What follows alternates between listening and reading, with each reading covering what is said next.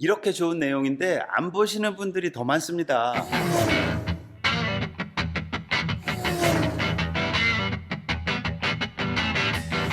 안녕하세요 형님 누님 친구님들, 코스모스 캠핑입니다. 시청자 여러분들은 텔레비전을 요즘에 잘 안 보시나요? 저는 텔레비전을 거의 안 보는데요, 그러다 보니까 유튜브 채널에서 재미있는 콘텐츠를 찾아서 좀 많이 봅니다. 저는 여행 유튜브 쪽을 좀 많이 보고 있는데요, 시청자 여러분들은 어떤 콘텐츠를 즐겨보시는지 궁금합니다. 기왕이면 코스모스 캠핑에 채널을 좀 봐주시면 어떨까 생각이 듭니다. 제가 이런 콘텐츠를 만들면서 도대체 이런 콘텐츠가 소비가 되는 이유가 뭐가 있을까를 곰곰이 생각을 해봤는데요. 그 중에 첫 번째가 소비성, 그냥 웃고 즐기고 뭐 그런 거죠. 그리고 두 번째가 정보성이 좀 있는 것 같은데, 아무래도 코스모스 캠핑이 좀 험난한 길을 선택한 것 같습니다. 정보를 주로 다룬다는 것은 다소 지루할 수 있고 재밌는 요소가 좀 많이 결여되는 수가 많은데요, 이걸 어떻게 극복을 할까라고 생각을 항상 곰곰이 하고 있습니다. 중요한 것은 제가 캠핑카 제작자다 보니까 캠핑카를 만들다 보면 저 나름대로의 방식으로 만들면 그만이거든요. 그것이 많은 분들이 알 수 있는 어떤 환경도 아니고, 그리고 또 많은 분들께 전달될 수 있는 상황도 아닌데요, 이런 조그만 유튜브 콘텐츠를 통해서나마 좀 전달이 됐으면 하는 마음이 큽니다. 캠핑카를 만든다는 것보다 캠핑카를 수리하면서 좀 느끼고 말씀드릴 내용이 좀 많이 생긴다라는 걸 요즘에 느끼는데요, 제가 오늘 두 가지만 말씀드리겠습니다. 이건 아주 중요한 부분이니까 캠핑카 제작을 하시거나 혹은 캠핑카를 개인적으로 만드시거나 아니면 캠핑카 만드는 것을 의뢰하실 분들이 좀 참고하시면 좋을 내용이고요. 굳이 이렇게 안 할 이유가 없습니다. 이렇게 하면 참 많은 도움이 될 테니까 한번 끝까지 눈여겨봐 주시기 바랍니다. 제가 오늘 말씀드린 내용의 두 가지 중에 한 가지는 타공에 대한 이야기고요, 두 번째 이야기는 커넥터에 대한 이야기를 나눠보도록 하겠습니다. 제가 최근에 수리를 하면서 경험한 내용을 이야기를 하면은 이제 자칫하면 타회사 비방이 되기 때문에 그 얘기는 그 얘기대로 남겨놓고요, 그리고 그냥 앞으로 어떻게 해야 될지만에 대해서 이야기를 해보도록 하겠습니다. 타공을 하실 때 철판을 그냥 뚫어놓고 거기다 전선이나 주름관을 넣고 지나가는 경우들이 있습니다. 제가 전에 컨텐츠에서 다룬 내용이기도 하지만 절대 이렇게 하시면 안 됩니다. 그러니까 뭐 이렇게 해서 아무 일도 안 일어날 확률도 있고 사고가 날 확률도 있지만 사고는 0.1%라도 줄여야 된다라는 주장이거든요. 최선을 다했을 때, 그리고 나서 사고가 났을 때는 정당한 책임을 지면 되지만 책임을 다 안 해놓고 사고가 난 것에 대해서 변명을 하거나 한다는 것은 있을 수 없는 일입니다. 캠핑카 내부에서 화재로 사망사고가 난다는 것은 정말 충격적인 일입니다. 간단한 방법으로 해결할 수 있으니까 한번 눈여겨보시고, 우선 차량 철판을 한번 가져와서 제가 타공을 해보도록 하겠습니다. 그냥 평범한 30mm 홀소에 그냥 우리가 흔히 가지고 있는 드릴에 연결을 해서 철판을 타공하고 있습니다. 30mm 홀소를 선택한 이유는 차량 내부에서 여러 가지 전선들을 운용을 해보니까 인버터에서 나가는 굵기의 선이라든가 여러 가지 DC선들이 30mm 안에서 대부분 이루어진다라는 내용을 알아냈습니다. 만약에 또 필요하면 한 군데 더 타공을 하면 되니까 최소 범위와 최대 범위의 중간값인 30mm를 선택했습니다. 보고 계시는 부품은 부싱이라는, 공식 명칭은 그냥 부싱이라고 나와 있더라고요. 철판 타공을 한 후에 철판 타공의 그 날카로운 면을 보호해주는 고무 절연제 같은 거라고 생각하시면 되는데요, 이게 만드는 사람이 꼼꼼히 챙기지 않으면 빠뜨리기 십상이거든요. 그런데 이게 아주 결정적인 역할을 합니다. 정확한 가격은 제가 모르겠지만 아주 쌉니다.